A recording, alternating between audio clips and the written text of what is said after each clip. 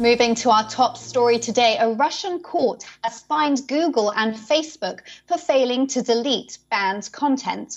The court handed down a fine of over $81,000 to Google after the company failed to remove posts, which Moscow deemed illegal. The charges concern posts related to protests against the jailing of Kremlin critic Alexei Navalny earlier this year. The fine comes amid a wider spat between Russia and social media site and tech giants. Earlier, the country's communications watchdog warned that Moscow could eventually slow down Google's traffic in the country if it failed to delete the prohibited content. Facebook was handed down a much bigger fine of over $300,000. This as the company was penalized on 8 charges. Earlier, Russia placed a punitive slowdown on Twitter for not removing banned content. TikTok has also been fined for similar offences. Now, our WION correspondent Julia Chapman is joining us live from Moscow. Julia, this fine, will it be right to call this ban part of a push by Moscow to rein in Western tech companies and beef up what it calls its internet sovereignty? Yes, certainly that is the aim, and this is all really about a dispute over which posts should and shouldn't be deleted by the social media tech companies, because for the most part, when a Russian regulator says it wants them to take something down if it's related to pornography or abuse, the social media companies do comply in the wide majority of cases. However, there are some posts that they refuse to take down, and generally these are ones that are related to political stories. In this case, the prosecutor is arguing that they were trying to incite under 18s to attend anti-government protests that were unsanctioned and therefore illegal.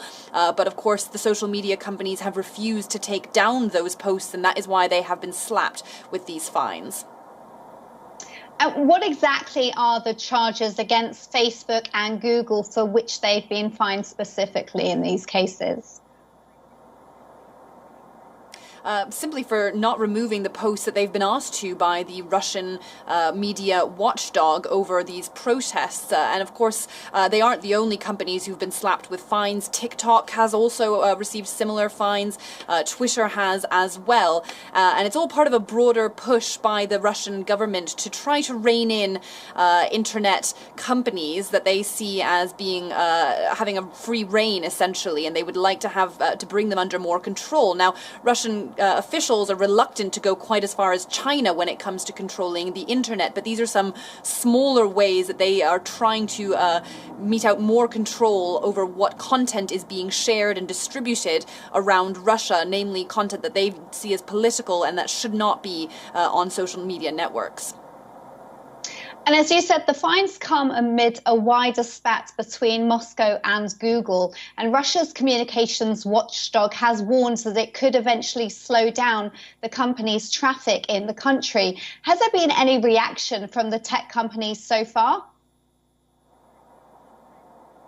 There hasn't. They haven't commented on these threats. And of course, this is something that's already been done to Twitter. Twitter has been really the biggest target of this campaign by the Russian media watchdog. Twitter's traffic has been slowed down inside Russia, and that has affected its service. And that is something that is now being threatened against Google as well for a similar offense as the courts see it. So certainly a lot of pressure on the social media companies. But of course, these fines for them are pretty insignificant in terms of the amount of money that's being fined. $350,000 against Facebook and only $81,000 against Google, so they're hardly going to make a dent in their pockets, but certainly part of a broader push to try to put pressure on them to take down these posts.